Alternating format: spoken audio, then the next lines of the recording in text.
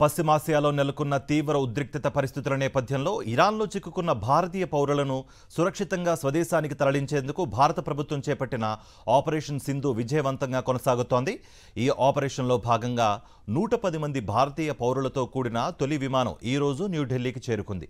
వీరిలో 90 మంది జమ్మూ కాశ్మీర్కు చెందిన విద్యార్థులు ఉన్నట్లుగా అధికారులు తెలిపారు.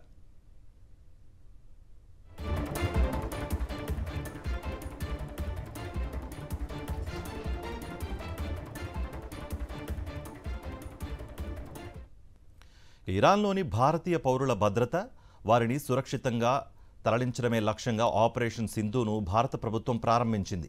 టెహ్రాన్లోని భారతీయ విద్యార్థులను భారత ఎంబసీ సమన్వయంతో సురక్షిత ప్రాంతాలకు తరలించినట్లు విదేశీ వ్యవహారాల మంత్రిత్వ శాఖ అధికారికంగా ప్రకటించింది. ఈ తరలింపు ప్రక్రియ సజావుగా సాగేందుకు సహకరించిన ఇరాన్, ఆర్మేనియా ప్రభుత్వాలకు భారత ప్రభుత్వం కృతజ్ఞతలు తెలియజేసింది.